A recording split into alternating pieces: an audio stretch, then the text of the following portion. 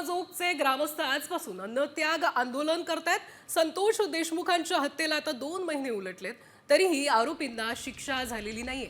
यासह मस्साजोग वासियांच्या 7 मागण्या आहेत। सरकारनं 2 दिवसात दखल घेतली नाही तर आंदोलन अधिक तीव्र होईल असा इशारा देण्यात आलाय।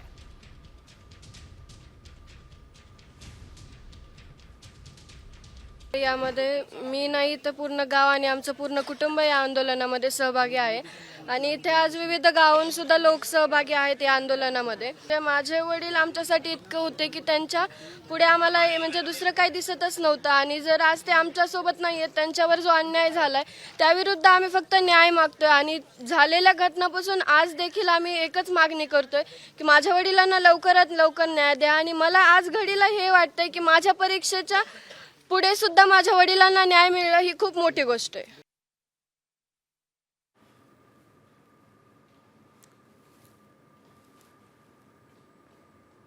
तर काय आहेत मस्साजोग वासियांच्या मागण्या पाहूयात ग्राफिक्सच्या माध्यमातून।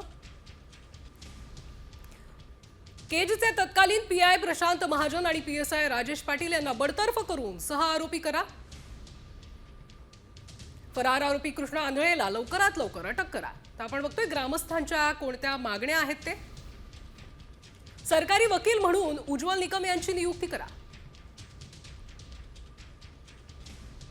संतोष देशमुख हत्या प्रकरणाचा खटला जलद गतीनं न्यायालयात चालवा।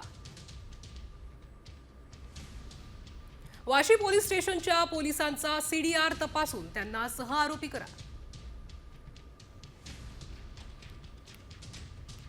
आरोपींना फरार करण्यास मदत करणाऱ्यांनाही 6 आरोपी करा।